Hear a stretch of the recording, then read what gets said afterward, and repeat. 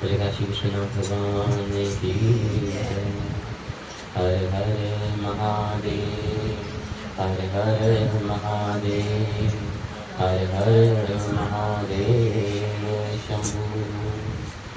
वत्सपुण्य महाकाव्य सूर्यकोटि समप्रभा निर्विघ्नं निर्विघ्नं सर्वकार्येषु सर्वदा। बोल गणपति गणेश भगवान की जय।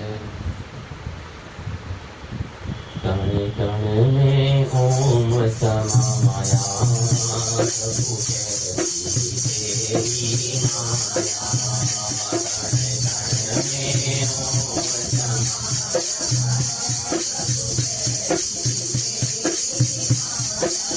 कण कण में ओम समाया है, प्रभु कैसी तेरी माया है।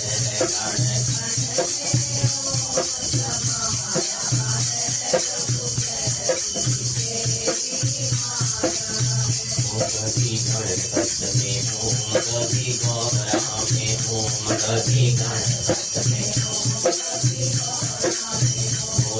सिद्धि में ओम समाया है, प्रभु कैसी तेरी माया है।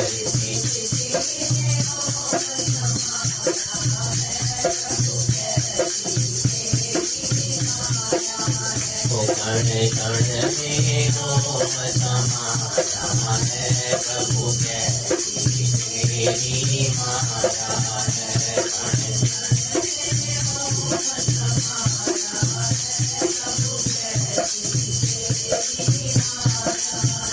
कभी ब्रह्मा में ओम, कभी विष्णु में ओम, कभी ब्रह्मा में भोलेनाथ में ओम समाया है, प्रभु कैसी तेरी माया है। भोलेनाथ में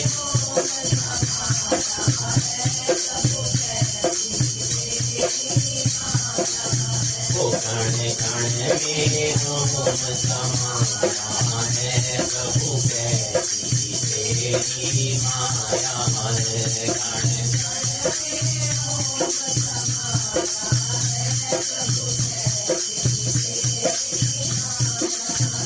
कभी गंगा में ओम, कभी यमुना में ओम, कभी गंगा में ओम, सागर में ओम समाया है, प्रभु कैसी तेरी माया है। सागर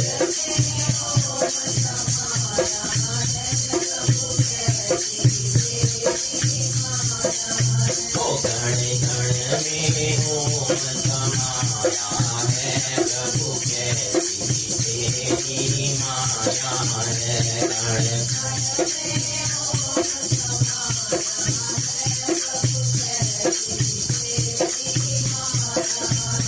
कभी राम में ओम, कभी श्याम में ओम, कभी राम हनुमत में ओम समाया है, प्रभु कैसी तेरी माया है।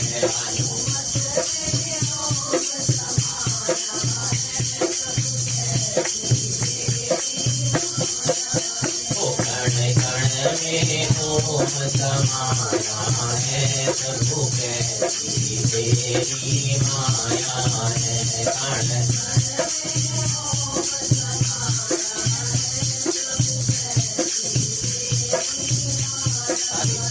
कभी सूरज में ओम, कभी चंदा में ओम, कभी सूरज में ओम,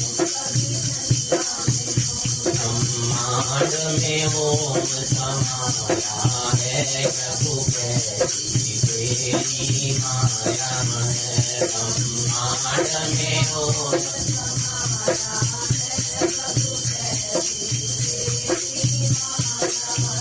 कण कण में ओम समाया है, प्रभु कैसी तेरी माया है।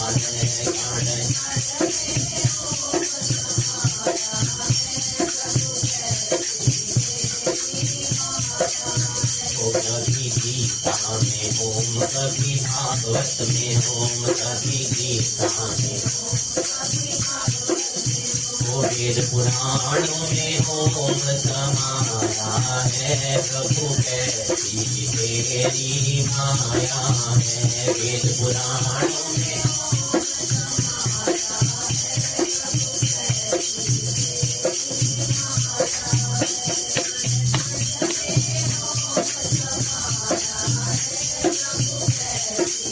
तेरी माया है, कण कण में ओम समाया है, प्रभु कैसी तेरी माया है। कण कण में ओम समाया है, प्रभु कैसी तेरी माया है। बोले काशी विश्वनाथ भगवान की जय। सूत जी के मुखारबिंद से वर्णित सनत कुमार और भगवान शिव का इस अमृतमयी पवित्र पावन संवाद, जो श्रावण मास की कथा और महात्म के रूप में हम सब के कल्याण, जगत कल्याण हेतु जो बरस रहा है।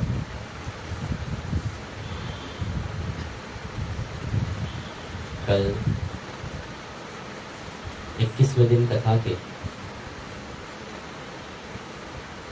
सनत कुमार जी के आग्रह करने पर भगवान शिव ने उनको हयग्रीव का वर्णन, पूर्णमासी पे करने वाले व्रत उद्यापन विधि को कैसे करना चाहिए और साथ ही साथ रक्षाबंधन के महत्व को बताया, किस तरह से रक्षा सूत्र बना के बांधना चाहिए, किस तरह से मंत्र को उच्चारण करना चाहिए। भोलेनाथ के शांत होने पर उन्होंने पूछा कि अब आप और क्या जानना चाहते हो।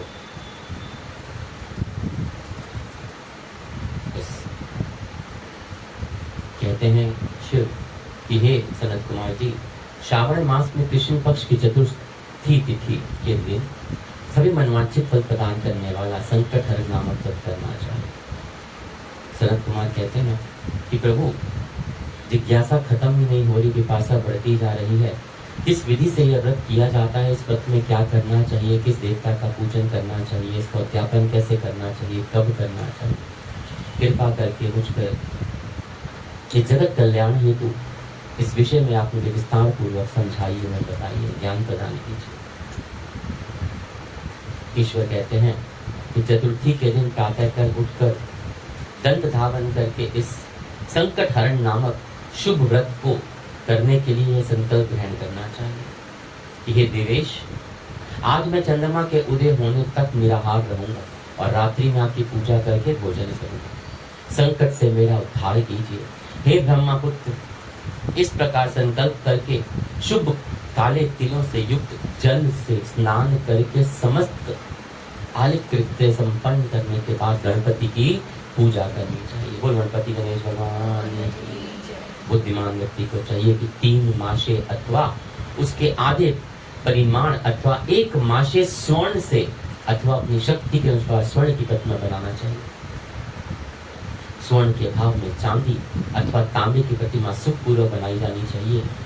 यदि निर्धन हो तो मिट्टी की शुभ प्रतिमा बनाकर,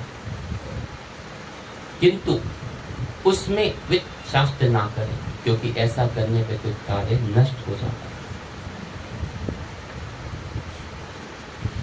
ब्रह्म में अष्टदल कमल पर जल से पूर्ण तथा वस्त्रयुक्त कलश स्थापित करें और उसके ऊपर पूर्ण पात्र रखकर उसमें वैदिक तथा तांत्रिक मंत्रों द्वारा 16 उपचारों से देवताओं की पूजा करें।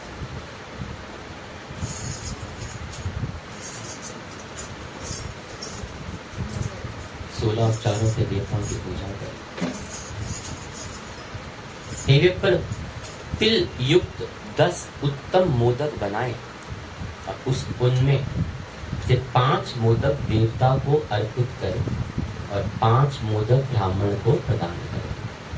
भक्ति भाव से उस विप्र के देवता की भांति पूजा करें और यथाशक्ति दक्षिणा देकर यह प्रार्थना करें। हे विप्रवरी, आपको नमस्कार है। हे देव, मैं आपको फल तथा दक्षिणा से युक्त 5 मोदक प्रदान करता हूँ। हे द्विजश्रेष्ठ, मेरी विपत्ति को दूर करने के लिए इसे ग्रहण कीजिए। हे विप्ररूप गणेश्वर, मेरे द्वारा जो भी न्यून अधिक अथवा द्रव्यहीन कृत्य किया गया हो वह सब पूर्णता को प्राप्त हो जाए। इसके बाद स्वादिष्ट अन्न से ब्राह्मण को प्रसन्नता पूर्वक भोजन कराना चाहिए। उसके बाद चंद्रमा को अर्घ्य प्रदान करें और उसका मंत्र प्रारंभ से सुने। हे क्षीर सागर में पद्मभूत, हे सुधारू, हे निशाकर, हे गणेश की प्रीति को बढ़ाने वाले, मेरे द्वारा किए गए अर्घ्य को ग्रहण कीजिए। इस विधान के करने पर गणेश्वर प्रसन्न होते हैं और वांछित फल प्रदान करते हैं। अतः इस व्रत को अवश्य करना चाहिए। यह व्रत का अनुष्ठान करने से विद्यार्थी विद्या प्राप्त करता है और धन चाहने वाला धन पा जाता है। पुत्र की अभिलाषा रखने वाला पुत्र प्राप्त करता है और मोक्ष चाहने वाला उत्तम गति को प्राप्त करता है। कार्य की सिद्धि चाहने वाला का कार्य सिद्ध हो जाता है और रोगी रोग से मुक्त हो जाता है। बोले गणपति गणेश भगवान की। विपत्तियों में पड़े हुए व्याकुल चित्त वाले, चिंता से ग्रस्त मन वाले तथा जिन्हें अपने स्वजनों से वियोग हो गया हो, उन मनुष्यों का दुख कर हमेशा के लिए दूर हो जाता है। यह व्रत मनुष्यों से के सभी कष्टों का निवारण करने वाला है। उन्हें सभी अविशिष्ट फल प्रदान करने वाला, पुत्र पौत्र आदि देने वाला तथा सभी प्रकार की संपत्ति प्रदान करने वाला है। ओम नमो हिरंबाय मम मोदिकाय संकटस्य निवारणाय स्वाहा को बोलना चाहिए। बुद्धिमान व्यक्ति को चाहिए कि इंद्र आदि लोकपालों की सभी दिशाओं में पूजा करे। अब मैं मोदकों की दूसरी विधि आपको बताता हूँ। पके हुए मूंग तथा तिल से युक्त घी में पकाए गए तथा गरी के छोटे छोटे टुकड़ों से मिश्रित मोदक गणेश जी को अर्पण करें। उसके बाद दुर्वा के अंकुर लेकर इन नाम पदों के पृथक पृथक गणेश जी की पूजा करनी चाहिए। इन नामों को आप मुझसे सुनिए। हे गणाधीश, हे उमापुत्र, हे अघनाशन, हे एकदंतः, हे इववक्त्र, हे मूषक वाहना, हे विनायक, हे ईशपुत्र, हे सर्व सिद्धि प्रदायक, हे विघ्नराज, हे स्कंद गुरु, हे सर्व संकट नाशन, हे लंबोदर, हे गणाध्यक्ष, हे गौर्य मंगल संभव, हे धूमकेतु, हे भालचंद्र, हे सिंधूर सुर मर्दन, हे विद्या निदान, हे विकट, हे शूपकर्ण, आपको नमस्कार है, नमस्कार है, बारंबार नमस्कार है। इस प्रकार इन 21 नामों से गणेश जी की पूजा करनी चाहिए।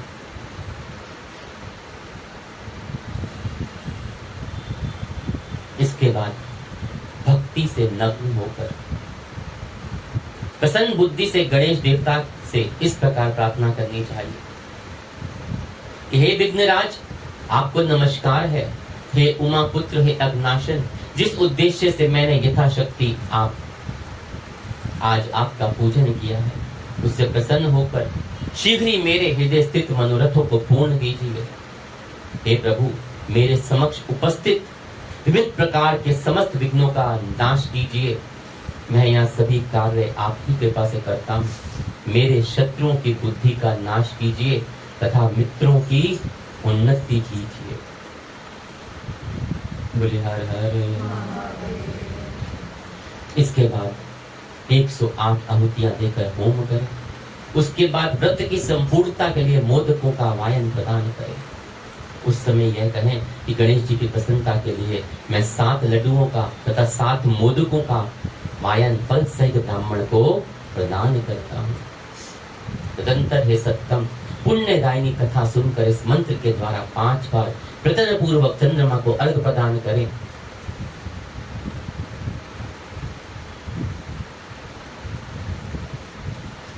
क्षीर सागर से उत्पन्न तथा अग्निपुत्र से उत्पन्न हे चंद्र, रोहिणी सहित आप मेरे द्वारा प्रदत्त अर्घ को स्वीकार कीजिए उसके बाद अपने अपराध के लिए देवताओं से क्षमा प्रार्थना करें और अपने सामर्थ्य के अनुसार ब्राह्मणों को भोजन कराएं तथा ब्राह्मणों को जो भी अर्पित किया गया हो उसके अवशिष्ट भोजन को स्वयं ग्रहण करें।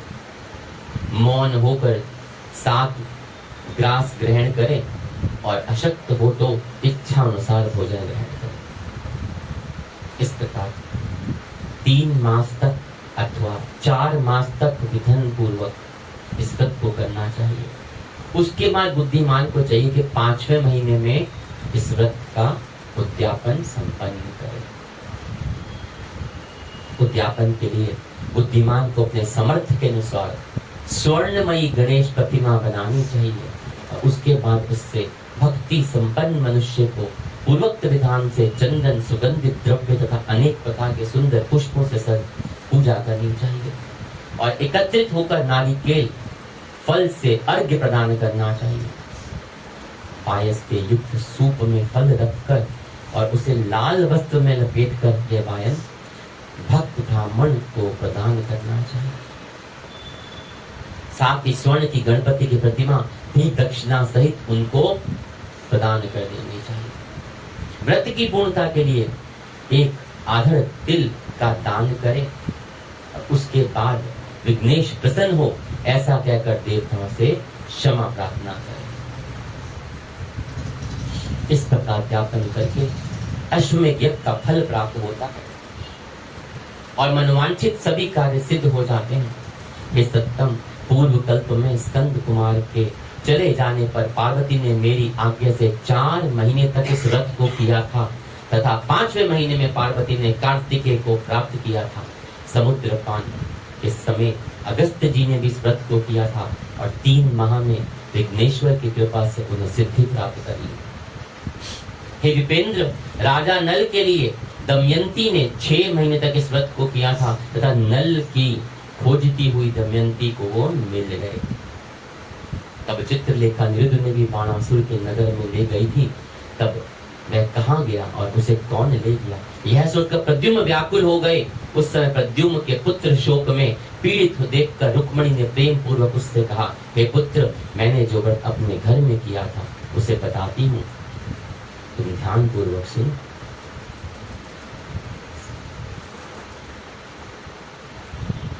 इतनी महत्व है तुलसी के इस गणेश व्रत की।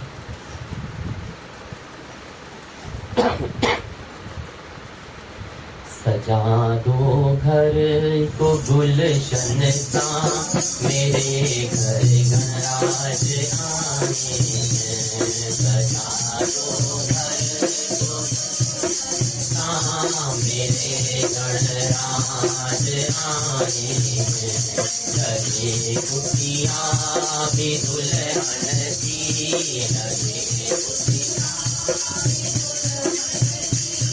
मेरे गणराज आए। मेरे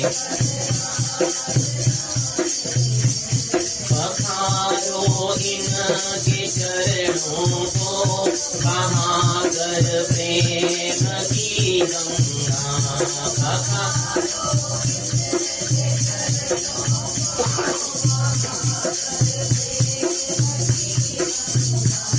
बहाकर प्रेम की गंगा, बहाकर बिछा दो अपनी पलकों को, बिछा दो मेरे गणराज आए। मेरे गणराज आए। सजा दो घर को गुलशन सा, सजा दो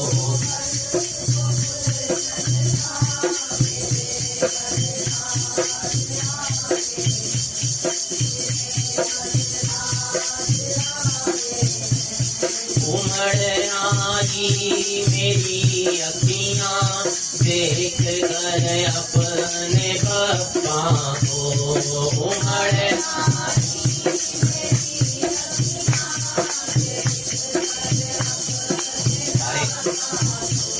देख कर अपने पप्पा को, देख हुई रोशन मेरी गलियां,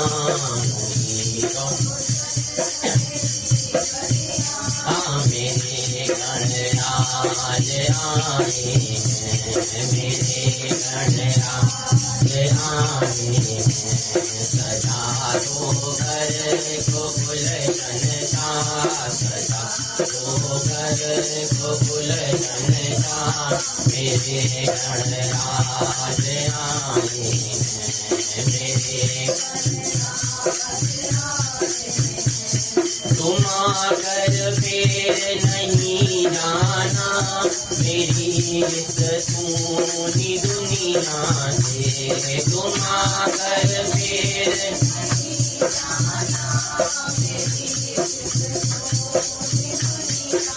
मेरी इस सूनी दुनिया से, मेरी इस सूनी दुनिया से, कहूँ हरदम यही सबसे, कहूँ हरदम यही सबसे, मेरे गणराज आए हैं, मेरे गण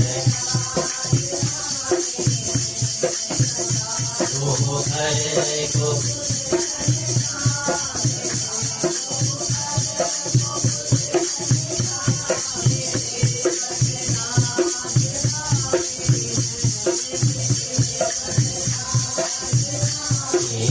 लगे कुटिया भी दुल्हन सी, लगे कुटिया भी मेरे गणराज आए हैं, मेरे गणराज आए हैं, मेरे गणराज आए हैं,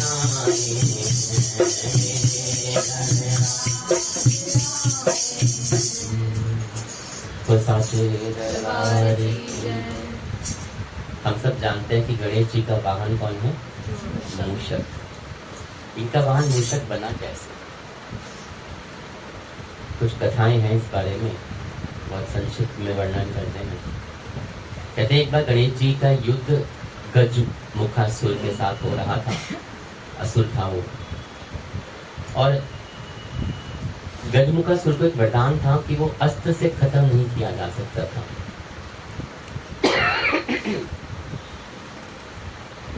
और तब गजमुखासुर ने गणेश जी ने अपने एक दांत से वार कर दिया। इससे डरकर गजमुखासुर ने वहां से चूहा बनके, मूषक बनकर भागने लगा। लेकिन गणेश जी ने उसे अपने पाश में बांध लिया, और गजमुखासुर ने गणेश जी से माफी मांगी, और कहते हैं कि उसे अपना वाहन बनाकर उसे जीवन दान दिया। एक कथा तो ऐसी प्रचलित है। और एक कथा है कि द्वापर युग में एक बहुत बलवान मूषक ने महर्षि पराशर के आश्रम में बहुत तोड़फोड़ कर दी, और ऋषियों के वस्त्र ग्रंथों को कुतर दिया। कहते पराशर जी ने बड़े परेशान होकर गणेश जी से सहायता मांगने लगे कि प्रभु, इस मूषक को पकड़ने के लिए कोई कृपा कीजिए, पूरे ग्रंथ वस्त्र सब इसने कुतर दिए हैं। गणेश जी जो है मूषक को पकड़ने पहुंचे तो अपना पाश फेंका, और जो पाश था वो तो पीछा करता हुआ मूषक का पताल लोक तक पहुंच गया।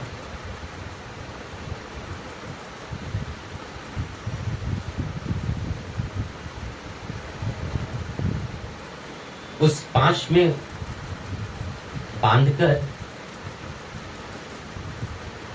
जब पताल लोक को पहुंच गया, आगे आगे मूषक, पीछे पीछे पाश था गणेश जी का। तो उस पाश में था वो मूषक को बांधकर गणेश जी के सामने ले आया, और आने के बाद फिर क्षमा याचना करने लगा। तब गणेश जी कहते हैं तुम मेरी शरण में हो, जो चाहे मांग सकते हो। मूषक ने कहा कि मुझे कुछ नहीं चाहिए, लेकिन आप मुझसे कुछ मांग सकते। मूषक कहता है कि मुझे आपसे कुछ नहीं चाहिए, लेकिन आप मुझसे कुछ मांग सकते हैं। गणेश जी को कहते हैं। तो गणेश जी कहते हैं ऐसा करो, तुम्हारी इतनी कृपा हो ही गई है मेरे पे, तो तुम मेरे वाहन बन जाओ। तो तब से गणेश जी का वाहन मूषक के रूप में बन गया। ये कथाएं एक तो प्रचलित थी कि इनका कैसे वाहन मूषक बना, तो सबसे तो वही है कि जो दानव था उसका जो किया।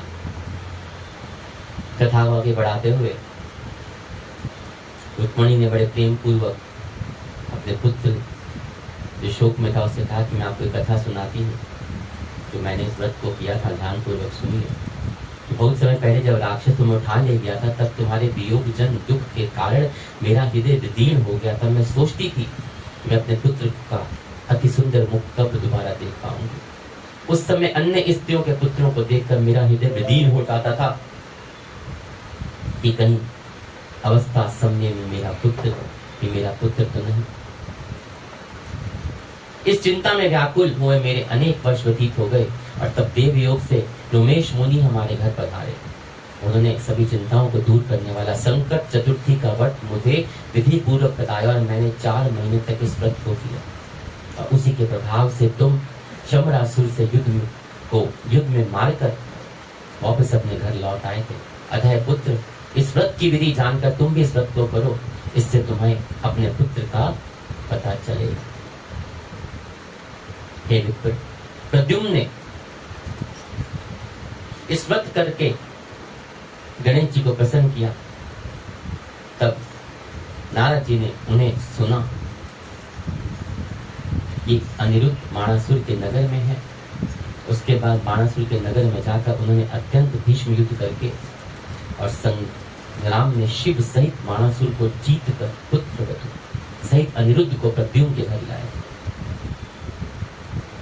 हे मुने, इस प्रकार अन्य देवताओं तथा असुरों ने भी विघ्नेश की प्रसन्नता के लिए व्रत किया हुआ है। हे सनत कुमार, इस व्रत के समान सभी सिद्धियां देने वाला इस लोक में कोई भी व्रत, तप, दान और तीर्थ नहीं है। बहुत कहने से क्या लाभ, इसके तुल्य कार्य सिद्धि करने वाला दूसरा कुछ भी नहीं है। अभक्त, नास्तिक तथा शठ को भी इस व्रत का उपदेश कभी नहीं करना चाहिए, अपितु पुत्र, शिष्य, श्रद्धालु तथा सज्जन को इसका उपदेश अवश्य करना चाहिए। हे विप्रेश्रेष्ठ, हे धर्मिष्ठ, हे विधि नंदन, तुम मेरे प्रिय तथा लोकोपकार करने वाले हो। अतः इसलिए मैंने, मतलब शिव जी ने तुम्हारे लिए इस व्रत का उपदेश किया। आगे जानने की और क्या इच्छा है, यह आप मेरे समक्ष बताइए। कहकर भोलेनाथ कुछ देर के लिए शांत हो गए और सनत कुमार जी को इस संकट चतुर्थी व्रत के बारे में, इस महात्मा, उसको अध्यापन विधि सब बताया। वही काशी विश्वनाथ भगवान ओ शंभुनाथ, दीनानाथ, भोलेनाथ मेरे घर आओ।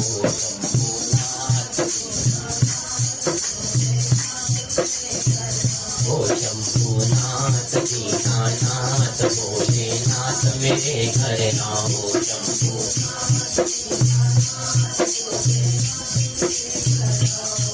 अरे भक्त तेरे पर विपदा भारी, आकर कष्ट मिटाओ। भक्त तेरे पर विपदा भारी, ओ शंभुनाथ, दीनानाथ, भोलेनाथ मेरे घर आओ।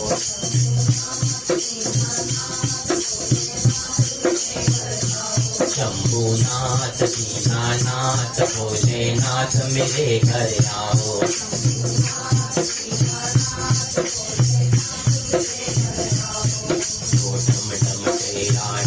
बाजे जिस पे तारी चिट्ठी नाचे, डम डम तेरा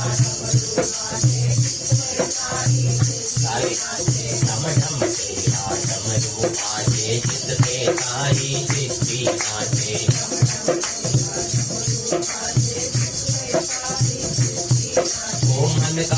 जब डमरू पे ऐसी तान सुना जाओ, मन कपड़े जब पे ऐसी नाथ दीनानाथ भोलेनाथ मेरे घर आओ शंभू। ओ शंभुनाथ दीनानाथ भोलेनाथ मेरे घर आओ।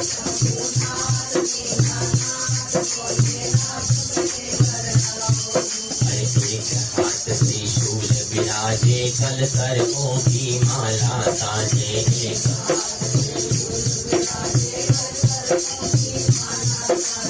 एक हाथ त्रिशूल विराजे कल सर्पों की माला साजे।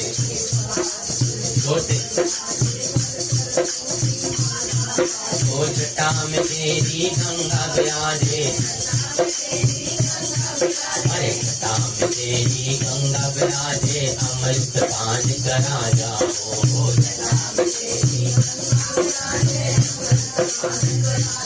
शंभुनाथ दीनानाथ भोलेनाथ मेरे घर आओ।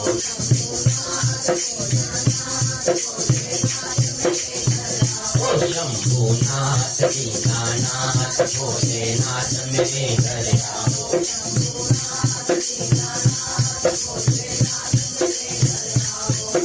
तेरे अघोरी तुझको पूजे संग तेरे शमशान में झूमे, तेरे अघोरी तुझको संग तेरे शमशान में झूमे, तेरे अघोरी तुझको पूजे संग तेरे शमशान में झूमे।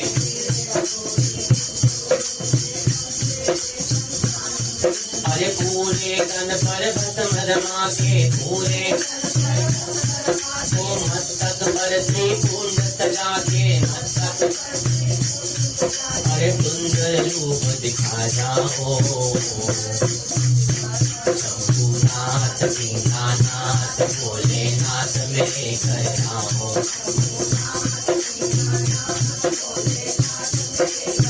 ओ शंभुनाथ दीनानाथ भोलेनाथ मेरे घर आओ।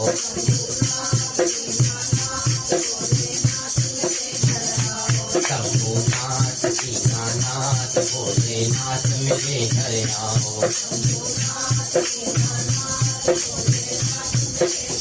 आओ शंभुनाथ दीनानाथ भोलेनाथ मेरे घर आओ।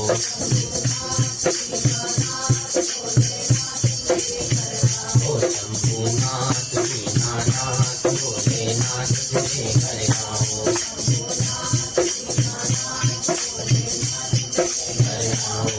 शंभुनाथ दीनानाथ भोलेनाथ मेरे घर आओ।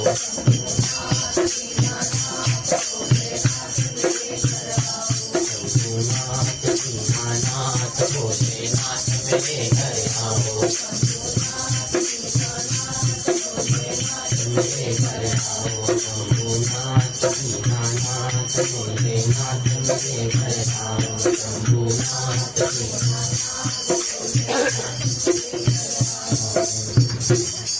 शंकर भगवान की जय। स्कंद पुराण